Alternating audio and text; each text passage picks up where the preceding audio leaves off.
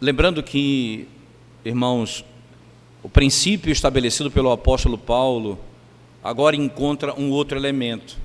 E que princípio é esse? Que princípio é esse? E que novo elemento é esse? O princípio é o que é conhecido dentro da que se chama de aconselhamento bíblico, de o Senhor nos ordena tirar e colocar, isto é, despir e vestir, despir-se e revestir-se de um novo homem, despir-se do velho homem e revestir-se do novo homem. Essa é uma linguagem em que nós que estamos em Cristo Jesus, nessa caminhada, agora somos nova criatura, e em nós habita o poder da ressurreição, o Espírito de Deus que habita em nós. Significa ainda dizer um pouco mais, que é requerido dos que estão em Cristo Jesus, fazer morrer a velha natureza, a natureza adâmica que nós nascemos, a qual estamos debaixo desde quando nascemos nessa vida, caídos e vivemos em condenação. Agora, em Cristo Jesus, ressuscitamos com Ele, e consequentemente é requerido da igreja que a igreja do Senhor Jesus possa viver mortificando o pecado e fazendo viver segundo o Evangelho. A santificação, então, ela tem esses dois elementos fundamentais, mortificação e vivificação. Nós morremos para o pecado e vivemos para o Senhor. É por isso que no verso 23 e 24, irmãos, do capítulo 4, você vai encontrar Paulo dizendo: e vos renoveis no espírito do vosso entendimento, e vos revistais do novo homem, criado segundo Deus, em justiça e retidão, procedentes da verdade, e vos revistais do novo homem. No verso 22 ele diz assim, no sentido de que quanto ao trato passado vos despojeis do velho homem. Então, você vai se despojar do velho homem e se renovar com um novo homem, se vestir ou revestir com um novo homem. Como se dá isso na prática? Aí ele passa então a fazer o que nós estudamos ou ouvimos a pregação do domingo passado, apenas no verso 25, falando sobre a mentira. Por isso, deixando a mentira, e o que é que Paulo está dizendo, irmãos? Aqui, esse é o modelo do velho homem, é assim que o velho homem opera, ele mente, ele é mentiroso, ele é filho de Satanás, que é o pai da mentira. Então, o que é que eu faço agora como nova criatura? Eu falo a verdade com o próximo. E Paulo dá uma razão para isso. Então eu tenho o velho homem sendo manifestado, o novo homem sendo revelado, e eu tenho a razão para isso. No verso 25 eu tenho qual é o velho homem, mentira, qual é o novo homem, falar a verdade, e qual a razão para isso. Somos membros uns dos outros. Agora Paulo vai lidar com a ira, ele vai lhe mostrar como o velho homem opera, como o novo homem deve operar e qual a base para isso. Então, como é que o velho homem opera, irmãos? Ele diz, ora, verso 26, irai-vos e não pequeis. Irai-vos e não pequeis. Paulo vai mostrar que a ira é uma característica que não necessariamente é pecaminosa, mas ela é uma porta para a prática pecaminosa, porque ela é como um vento, se soprar muito forte, ele é capaz de pegar um navio. Veja, um navio, um barco à vela no mar, se não ventar, ele não anda. Se ventar pouco, ele anda pouco, e se ventar muito, você pode ser lançado na rocha. Então, ele lida com o tema. A ira precisa estar dentro de um domínio, precisa estar encapsulada, ela precisa ser controlada biblicamente para que ela não leve à destruição. O velho homem não consegue fazer isso. Então, o que é requerido do novo homem? Veja aí o verso 6. Irai-vos e não pequeis, não se põe o sol sobre a vossa ira. Você deve se irar, mas não deve pecar. E qual a base disso, irmãos? O que é que Paulo está me ensinando? Qual é o fundamento disso para ele? Não é? Ele vai então dizer no verso 27, porque se não fizermos isso, irmãos, nós vamos dar lugar ao diabo. E é o que ele diz no 27, nem deis lugar ao diabo. A mentira é próprio de Satanás, que é o pai da mentira. O destempero, o desequilíbrio é próprio de Satanás, que ele busca exatamente não exercer justiça. Lembra que Tiago vai dizer isso no capítulo 1. A ira do homem não produz a justiça de Deus. A ira do homem não produz a justiça de Deus. O apóstolo Paulo, com muita clareza, irmãos, vai nos expor os limites dessa verdade. E basicamente, apenas para resumirmos, antes de adentrarmos nos detalhes aqui expostos, Paulo está dizendo assim: irai-vos e não pequeis. De onde Paulo está extraindo isso, irmãos? Ele está extraindo do Salmo 4, verso 4. Aqui não é um mandamento para que você fique irado. Ele não está dando uma ordem, fique irado. Ele está dizendo: quando você se irá, não peque. Quando você se irá, não peque. Mas o que é então que Paulo está me exortando aqui, irmãos? Eu não devo ficar irado, e essa ira, ela não pode me levar a pecar. Cuidado para que a minha ira não me leve ao pecado. Por exemplo, lá no Evangelho de Mateus, não desmarque Efésios, irmãos, Jesus, no Sermão do Monte, fala algo bem interessante quanto a isso. Mateus 5, verso 22, Jesus diz assim: 22, eu porém vos digo, que todo aquele que sem motivo se irá contra seu irmão, estará sujeito a julgamento. Aquele que se ira sem motivo. Existe motivo para você se irar, bíblico por sinal, mas aquele que se ira sem motivo bíblico estará sujeito a julgamento. Estará sujeito a julgamento. Então vamos aqui tentar descortinar passo a passo, irmãos, essa estrutura, para que nós possamos compreender o que o Senhor está propondo aqui para a igreja, né? Para que possamos estar certos do que Ele quer do seu povo. É possível que você e toda a igreja ou o indivíduo, ele venha a se irar. Essa ira, ela pode ser boa, santa e justa, ou essa ira pode ser ímpia ou irregular. A ira pode ser de duas formas. O que Paulo está nos instruindo é: vocês devem ter a santa ira, mas não pecaminosamente. Vocês devem se irar de modo bíblico. Cuidado para que vocês não pequem. Vamos então pensar, se Paulo está estabelecendo aqui para nós, literalmente, a possibilidade, só deixar enfatizar isso, irmãos. Paulo, isso aqui não é um mandamento, irai-vos. Paulo está mostrando, quando você se irá, não peque. Mas, se isso é possível, como é que é possível?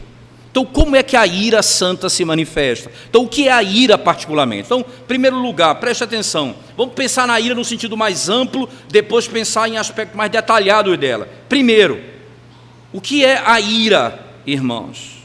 Ou a ira santa? É a comoção da alma. É a comoção da alma. Essa comoção, ela surge da apreensão de uma injúria real. Porque se for uma injúria imaginária, é pecaminosa. Ela precisa ser uma comoção da alma por algo que é real. Literalmente aquilo que de fato é real. E é necessário, irmãos, literalmente, que isso levante ou anime o espírito do homem a ver aquilo que foi feito de errado retificado, restaurado. É o desejo de ver aquilo que foi feito errado restaurado. Toda a comoção da alma do homem não é necessariamente pecaminosa. Não é aquilo que isso significa nas Escrituras Sagradas.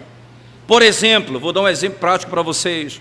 Quando Paulo encontrou os estoicos em Atenas, lá em Atos 17:16, não é? Ele não lidou ali com uma visão estúpida ou sem nenhuma empatia com eles.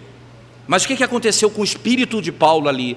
O espírito dele se moveu, ele ficou movido de espírito.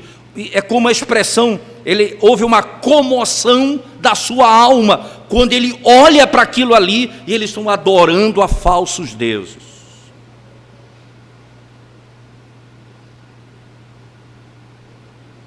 Marcos capítulo 3, verso 5, Jesus Cristo faz exatamente a mesma coisa.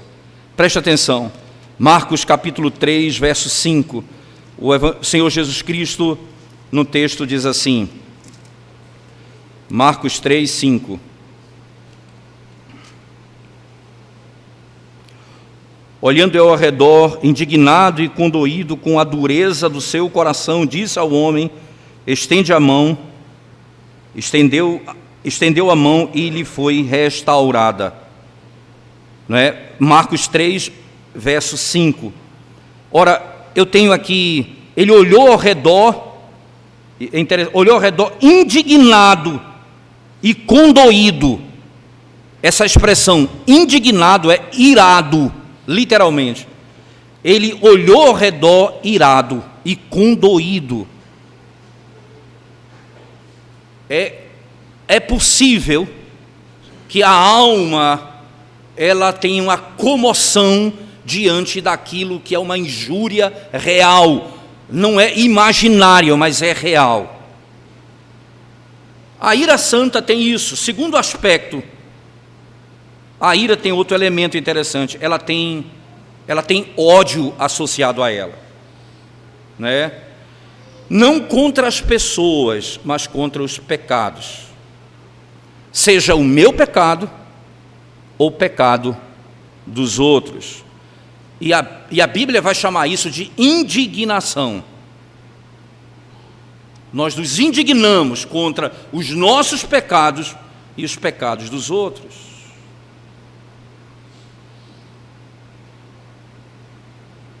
Segunda coisa, existe um ódio associado a isso. Mas não apenas isso, irmãos. Existe também, literalmente, um conceito não apenas de ódio, mas de pesar. A ira santa tem um pesar. Quando Jesus olha lá em Marcos 3,5, diz o texto, ele olhou irado e condoído. Irado e condoído. Naturalmente, isso segue o ódio que nós temos pelas coisas que são pecaminosas, que é uma justa apreensão do mal que isso tem. Então, é uma alma graciosa que se ira contra o mal que se revela. Não é uma alma irada, irando-se, é uma alma graciosa, irada pelo mal que se manifesta. Quarto, existe um desejo de vindicação do que é certo e a honra da parte injuriada. Há um desejo de que aquilo que é certo seja restaurado e a honra da parte injuriada seja restabelecida. A vindicação do que é certo e a honra da parte injuriada é aquilo que naturalmente ocorre como objeto desse desejo na ira. Qual é o desejo meu?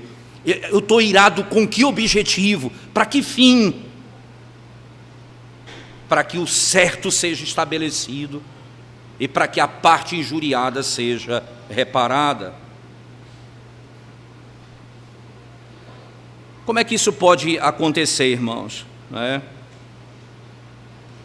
Deus não apontou todo mundo para ser ministro da justiça, como Paulo escreve lá em Romanos 12, 19. Eu não posso executar isso. A ira santa não conduzirá o homem sem sua esfera. Eu não posso executar a justiça contra alguém se não é da minha esfera fazê-lo. A minha indignação pode ser real, mas a execução disso será dado àqueles que têm autoridade para fazê-lo. É papel do pai, é ordenado por Deus ao pai disciplinar os seus filhos, até mesmo fisicamente, mas não é autorizado ao pai disciplinar o filho até a morte. Isso é a penalidade dada pelo Estado. É isso que o texto fala. Não é papel do pai isso. Não funciona assim, literalmente. Então é preciso respeitar, literalmente no texto sagrado, o que nós chamamos de esfera. Quando a parte, irmãos, que está irada, ela tem poder para vingar toda a desobediência, então ali eu tenho a hora de executar. Lembra de Moisés quando desceu do monte, depois de Deus ter dito a ele que Israel, no capítulo 32 do livro de Êxodo, havia feito um bezerro de ouro, e naquele contexto Deus ia destruí-los, e Moisés intercede a Deus e clama a Deus, e Deus então não vai destruí-los. Quando Moisés desce do monte e ele olha para Israel, o que é que ele vê no texto? Ele diz: eles estavam como um animal solto no campo. Moisés pega as tábuas da lei, quebra as 2 tábuas da lei, mostrando que o pacto foi rompido ali, e ele então chama os levitas dizendo: quem é da parte de Deus, venha para o meu lado. E aí os levitas passam para o lado dele: agora tire a espada da sua bainha e não poupe pai, mãe, irmãos, todo aquele que se curvou diante de um ídolo falso deve ser condenado. Moisés fez isso como? Porque tinha autoridade para fazê-lo. A indignação associada com a autoridade, a esfera de ação. Por isso, então, ele executa aquele papel. Por isso nós podemos descrever, irmãos, a ira santa, ela é a comoção da alma, que vem e que surge da apreensão de um pecado real, com ódio, de fato, contra isso, com pesar, e o desejo regular de vindicação do que é certo, e a honra do injuriado, para a destruição do pecado. Essa é a ira santa manifestada. Não é um desejo de vingança pessoal, é para que o pecado seja destruído. Entendendo esse princípio geral, nós podemos proceder agora à segunda coisa no texto, irmãos, que é a ira pecaminosa condenada no texto. Então nós vamos perceber, não é? O apóstolo Paulo vai mostrar quando ela surgir, quando a paixão vier. Você percebe que tudo isso que nós falamos aqui, irmãos, é um limiar para o pecado. Você está fazendo ali dentro daquele limite. Então, eu vou executar a ira dentro de um limite. Se eu romper esse limite, eu pequei. Se eu fizer isso para outro fim, eu pequei. Por isso Paulo diz: irai-vos, não pequeis. Paulo vai afirmar: não pequeis. Não há nenhuma porta aberta para o pecado aqui. Paulo vem falando: nós morremos para a nossa velha natureza, então não podemos viver para ela, nós devemos viver para a nova natureza, porque o Espírito de Deus habita em nós. Um fogo, irmãos, o fogo do inferno vai se levantar nos nossos peitos, ao invés do fogo dos céus. É o momento da transição, quando nós nos iramos pecaminosamente. Não significa que o homem tenha poder em si mesmo para fazê-lo, que foi dada a ele a força para fazê-lo, e que ele pode se irar em qualquer caso, e que ele é o olho da lei e o braço da lei em qualquer caso. Não, irmãos. Lembre-se disso. A lei de Deus não é a medida da nossa força, diz Thomas Boston. Ela é a regra da nossa obrigação. A lei de Deus não é a medida da nossa força, ela é a medida da nossa obrigação. E qualquer um, em qualquer caso, que for além dos limites, peca. Ele peca. Preste atenção, porque agora os detalhes vão sendo manifestados no texto. Se a paixão, veja, irai-vos, você se expôs a um sentimento que pode e deve ser bíblico. Cuidado para que você não seja arrancado do equilíbrio disso. Porque se a paixão romper essas barreiras, e como que uma água represada for tendo as barreiras que impedem a água rompidas, essa água vai descer e ela vai destruir tudo o que está na frente. Literalmente. A ira pecaminosa, irmãos, a ira pecaminosa, é isso que o apóstolo Paulo chama aqui, ele chama de ira. Irai-vos e não pequeis. Não pequeis. Ele não disse, veja, não deixe o sol se pôr sobre a vossa ira. E normalmente a gente usa esse texto de maneira bem estranha. Por exemplo, alguém diz assim, surge uma ira no coração, ele diz, não deixe o sol se pôr sobre a vossa ira. É como se eu falasse, eu senti uma ira, um pecado no meu coração, aí eu não posso dormir sem tratar com a pessoa esse pecado. Normalmente é assim que nós pensamos sobre esse texto, mas não é isso necessariamente que Paulo está ensinando aqui à igreja, irmãos. Ele não está me ensinando a esperar o tempo passar, ou aguardar até o anoitecer para tratar o assunto. Nós devemos considerar, na realidade, que isso está além do que nós podemos pensar, não é? Porque Paulo está, como dizendo ao nosso coração, você precisa fazer que o sol se ponha, como se tivesse lá no alto o sentimento, você precisa fazer o sol se pôr sobre ela. É como se acalmasse o seu coração, equilibrasse o seu coração. Não é você chegar até a noite para não dormir sem tratar o assunto. É você, quando o sol estiver a pino, você vai vir trazer a noite para ele. Você vai fazer o sol se pôr sobre os seus desejos. Volto a falar um pouco sobre isso daqui a pouco, irmãos. Mas vamos pensar aqui, né?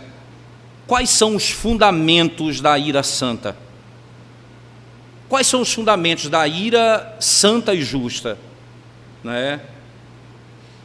E os fundamentos são exatamente como estão estabelecidos aqui.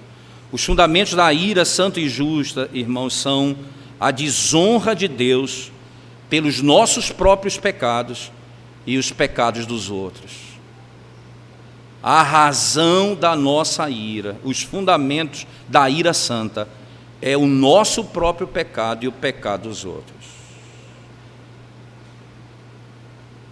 Isso deve ser, então, isso deve nos ensinar claramente, irmãos, que existe a ira pecaminosa, quando ela acontece sem esse fundamento. Lembra que Jesus disse em Mateus 5, se alguém estiver irado contra seu irmão sem um motivo, sem uma causa, se você estiver irado contra alguém sem causa, você está sujeito ao julgamento. Então, a ira, ela precisa ter um fundamento, tem que ter uma causa. Qual é exatamente isso? É o pecado, literalmente, a desonra de Deus pelos nossos pecados, tanto os pessoais quanto dos outros. Então, os fundamentos são esses. Segundo, qual é o grau da ira santa, irmãos? Qual o grau da ira santa? Ele é proporcional à falta. Há um ditado muito comum no nosso meio que diz: você não vai dar um tiro de bazuca numa formiga, ou um tiro de canhão numa formiga. Você não vai dar uma pena maior do que o crime.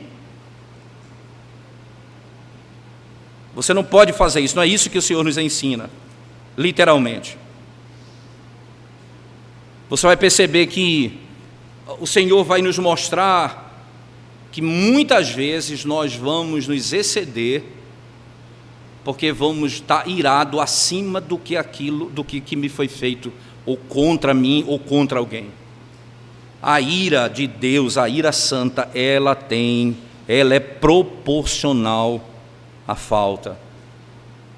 Terceiro, o fim da ira santa, o qual ela é dirigido, irmãos, sabe, o fim é a glória de Deus e o bem do nosso próximo.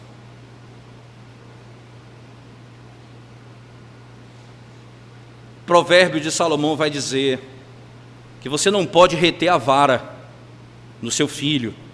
Provérbios 13, 24 vai dizer: aquele que poupa a vara odeia seu filho. Aquele que poupa odeia o seu filho. O fim é literalmente a glória de Deus e o bem do próximo. Então, quando um pai disciplina o filho, ele pode estar irado pelo pecado do filho, ele pode estar irado pela desonra, mas por que ele vai fazer? Para a glória de Deus e para o bem dele. Não é para o desencargo da minha ira, não é um momento de desequilíbrio, é um momento em que eu busco literalmente duas coisas únicas: a glória de Deus e o bem do meu filho. Quarto, os efeitos da ira santa, irmãos, diretamente e indiretamente, os efeitos da ira santa, diretamente e indiretamente, eles são justos e bons. Justos e bons. Porque o homem que, veja só, o homem que governa sobre o seu próprio espírito, literalmente, ele vai trazer frutos bons, direto ou indireto. Você lembra quando Moisés orou pelo povo, irmãos? Quando o Senhor estava irado com Israel, Moisés orou por ele. E o Senhor perdoou seus pecados.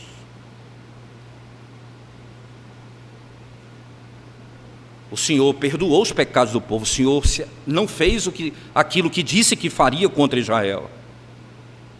Os efeitos da ira santa, diretamente e indiretamente, são justos e bons.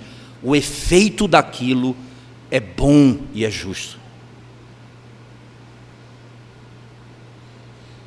Preste atenção no detalhe. No mesmo texto de Efésios, capítulo 4, no verso 31, Paulo vai mostrar como eu não devo agir no que diz respeito a isso. Veja o verso 31. Longe de vós toda amargura, cólera e ira, e gritaria e blasfêmia, e bem assim toda malícia. Porque Paulo compreende claramente que a ira precisa estar longe de mim. Que ira? Aqui não é santa, aqui não é conduzida pelo Senhor, e que não tem um propósito de fazer o bem, e de santificar o meu próximo, e de trazer glória a Deus. E quais são os dois tipos, basicamente, de ira pecaminosa? Quais são os dois tipos de ira pecaminosa, irmãos? Primeiro, existe uma ira que é originalmente e em si mesma pecaminosa. Porque não tem um fundamento justo para que ela exista. Não há um fundamento justo para que ela exista. É como, por exemplo, a ira de Jonas, que ficou irado porque cresceu uma árvore e ela morreu. E o Senhor disse: é justa a tua ira. É uma ira que surge naturalmente pelo pecado, um coração completamente pecaminoso naquele contexto. Não tem fundamento algum. Ela é originalmente em si mesma pecaminosa. Segundo aspecto dessa ira pecaminosa, é uma ira, irmãos, acidentalmente pecaminosa, né? Por quê? Pode haver fundamento para você ficar irado, mas as razões, veja, da corrupção dos homens, mas por causa da minha própria corrupção, do meu próprio pecado, eu vou além do limite que a ira deve conduzir. Eu vou agredir, eu vou partir para a força física, eu vou destruir a reputação, eu vou para cima, eu perco o controle e ajo como alguém que quer apenas vingança, não o bem do próximo, nem a glória de Deus. Essa ira, ela precisa ser combatida, as duas, originalmente e aquela que acidentalmente se manifesta. Há fundamento para que ela exista, mas na execução dela eu passo dos limites e peco contra o Senhor. O que é que ocorre nesse processo, irmãos? Né? Não deixe o sol se pôr sobre a vossa ira. Por quê? Porque a ira, da qual ele está dizendo aqui no texto, veja, é a ira que Satanás é o pai, e o nosso coração corrupto é a mãe. Assim como a mentira, Satanás é o pai, e o nosso coração corrupto é a mãe, a ira pecaminosa, ela tem como pai Satanás, e a mãe o nosso próprio coração. É necessário que esse sentimento que surge descontrolado, ele precisa morrer no nascedouro, ou o mais rápido possível, precisa ser lançado nas pedras, e não permitir que ele viva até o sol se pôr. É um fogo estranho que não veio do altar, mas que veio do coração corrupto, um coração enganoso, e deve ser morto rapidamente, aniquilado rapidamente. Não permita, não deixe o sol se pôr sobre a vossa ira. Mas você deve, assim que ele surgir, você deve fazer morrer esse sentimento, fazer o sol se pôr. Fazer o sol se pôr. Duas coisas podemos tirar desse princípio, irmãos. Assim como literalmente o calor do sol ele vai diminuindo na nossa percepção durante o dia, assim a nossa paixão, mais rápido possível, ela deve ser mortificada e deve ser deixada de lado. Assim como o sol também ele se põe trazendo a noite, nós devemos também, veja, quando você trabalha o dia inteiro, você vai para o trabalho cansativo, volta para casa, chega em casa, a roupa do trabalho não é a roupa que você fica em casa, você troca de roupa, você se veste uma roupa mais leve, você fica mais à vontade na sua casa. Você se organiza para dormir, você muda, você vai se organizando, você se estabelece para poder descansar. Assim também, assim que levantar esse sentimento, eu preciso trocar de roupa, eu preciso mudar de comportamento, para que a minha ira seja aniquilada, porque ela é perigosíssima. Ela fará tudo, irmãos, menos trazer a justiça de Deus. Ela fará tudo menos a justiça de Deus.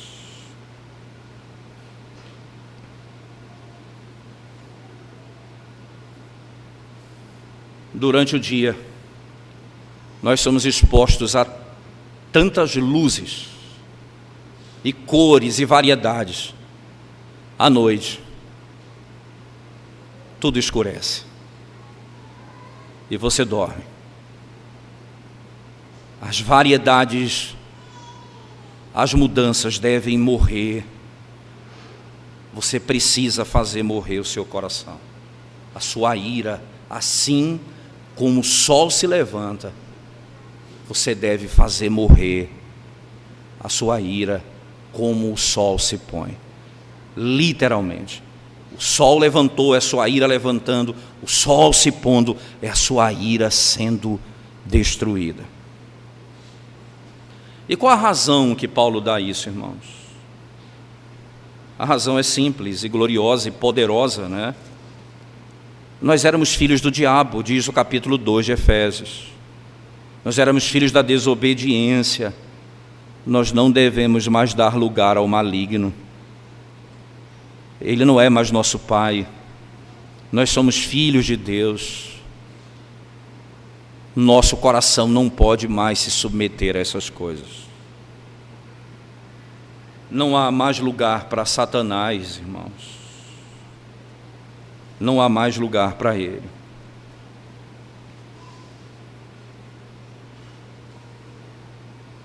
Pensando um pouco mais acerca do que o Senhor está nos instruindo aqui, podemos pensar já alguns princípios para a nossa conclusão. Primeiro, os homens não apenas podem, mas devem estar irados quando houver fundamento justo para isso. Nós não conhecemos nenhum fundamento justo para a ira, senão as coisas que são pecaminosas. As injúrias feitas a nós ou ao nosso próximo, elas são injúrias reais. Se não forem, elas são contra o Senhor. Você percebe, irmãos, que nós vivemos hoje numa sociedade onde tudo é racismo e tudo é homofobia. E não é feito mal à pessoa naquilo que se diz de racismo, porque o verdadeiro racismo, ele tem de ser condenado, ele tem de ser pisado, ele tem que ser tratado como crime, não tenho dúvida disso. O problema é que agora esse conceito se tornou tão vazio, tão pueril, que tudo é racismo. Consequentemente, a ira contra aquilo que eu chamo de racismo, mas não é, ela não é justa, ela é pecaminosa. Para que eu tenha um coração mais seguro quanto à ira que eu devo me manifestar nesse mundo, seria melhor você se irar com a quebra da primeira tábua da lei do que com a quebra da segunda tábua da lei. Irar-se com o pecado que se comete contra o Senhor primeiramente. O Senhor requer de nós também que, diante desse princípio, irmãos, o amor e o respeito que nós devemos a Deus, que é desonrado quando as pessoas pecam contra a sua lei. Segundo, o amor que nós devemos a nós mesmos ou aos outros que são injuriados, também vão requerer isso. Vamos requerer isso. Nós precisamos saber que o fundamento para a ira é quando a lei do Senhor é quebrada, quando o pecado é cometido contra o Senhor e contra a sua palavra, contra a sua lei.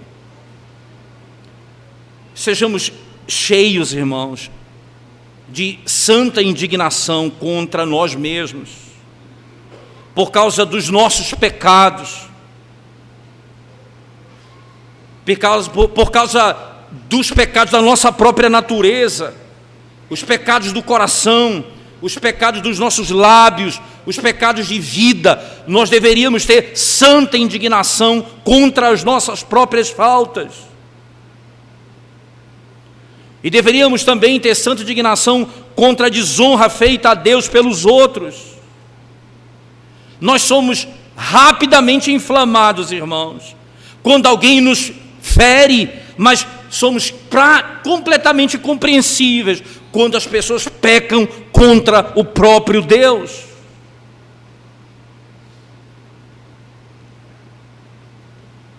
Cuidado, porque o fogo da ira do pecado é um fogo que procede do inferno. Cuidado, para que você não ultrapasse os limites da ira santa. E isso, como Paulo diz no verso 27, nem deis lugar ao diabo. Guarda o seu coração, irmãos, contra essa ira pecaminosa, contra estar irado sem causa, sem justa causa. Quando você, dentro dessa sociedade pervertida, se ira com coisas que não são contra a lei de Deus, e está ok com as coisas que perturbam e ferem a santidade de Deus. Que o julgamento sempre conduza ao caminho da nossa paixão. Literalmente. Cuidado para que, quando você estiver irado, nos fundamentos certos, irmãos, guarda o teu coração para que não seja degenerado em paixão pecaminosa e você ultrapasse os limites, onde Paulo diz: irai-vos e não pequeis. Guarde os limites para que você não seja mesmo destruído. E por último, dessas últimas aplicações, considere o mal da ira pecaminosa. O que é a primeira coisa que a ira revela? É o grau do homicídio. Quem estiver irado contra seu irmão sem causa, estará sujeito a julgamento. Literalmente. É como uma espada, irmãos, que penetra dois de uma só vez: o homem irado e a parte contra quem ele está irado. A pessoa irada, ela contamina outras pessoas de tal maneira, veja, é como se ela bebesse um veneno e dissesse: morra! Ela toma um veneno para a sua morte e ela quer que você morra, e ela chega para você, ela contamina você, ela quer contaminar a sua alma, e ela está envenenada com aquilo. A ira pecaminosa, ela penetra de maneira errada, ela mata terrivelmente. Quem morre é quem toma o veneno, mas o envenenado quer que o outro morra com ele.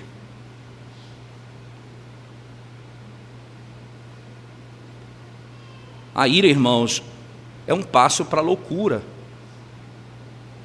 onde o homem não terá controle sobre seu espírito. ele agirá feito alguém que não tem domínio. Ele perde a capacidade de regular os seus pensamentos, a sua prática. Ele parte para cima, ele é capaz de matar, de destruir descontroladamente. A ira pecaminosa, ela é um passo para a loucura. Terceiro, torna um homem completamente distinto de Cristo. Nós que éramos filhos do diabo, agora somos filhos de Deus em Cristo, mas a ira pecaminosa nos faz distinto de Cristo, que é manso e humilde de espírito. Quarto, tem efeitos amargos, irmãos. Tem efeitos amargos. A ira pecaminosa, ela impede o nosso acesso a Deus em oração. Ficamos sem prazer de nos reunirmos com o Senhor. Assim como a água turva não pode refletir a imagem do sol, uma alma irada pecaminosamente não pode refletir a glória de Deus em todo o seu entendimento.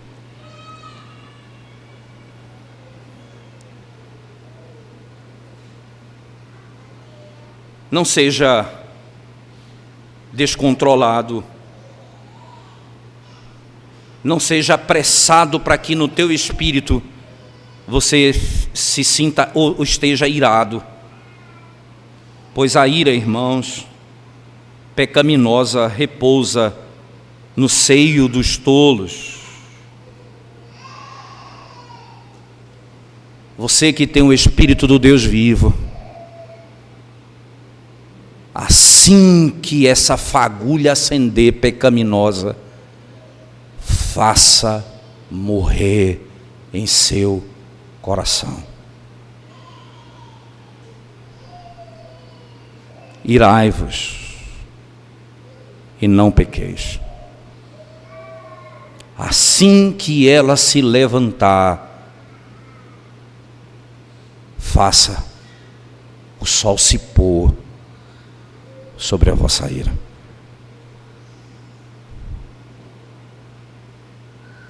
Sim, você pode fazê-lo. Não por tua força, mas pelo mesmo poder da graça que te redimiu sem mérito algum seu.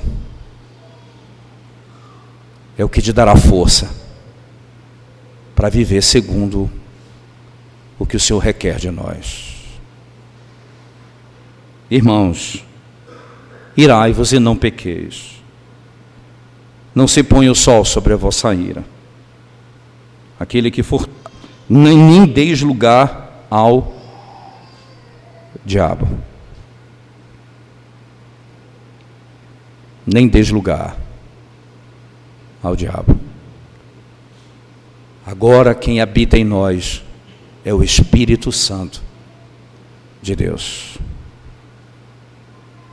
Vamos curvar nossa cabeça e vamos orar ao Senhor mais uma vez, irmãos. Senhor bendito, nós te exaltamos mais uma vez pelo privilégio glorioso de podermos ver a nossa alma exposta diante das verdades do Senhor. Glorioso porque nós somos ensinados claramente quem somos, as nossas forças, Senhor, a nossa incapacidade, Senhor Deus. Então olhamos para Ti. É só em Ti que podemos, é só em Ti que faremos o que o Senhor requer de nós. É só por Tua graça, é só pelo Teu Espírito. Ajuda-nos, Senhor, para que a nossa alma, o nosso coração seja completamente submetido a Ti. Ensina-nos a termos a ira santa e nunca pecarmos contra o Senhor, para parecermos contigo.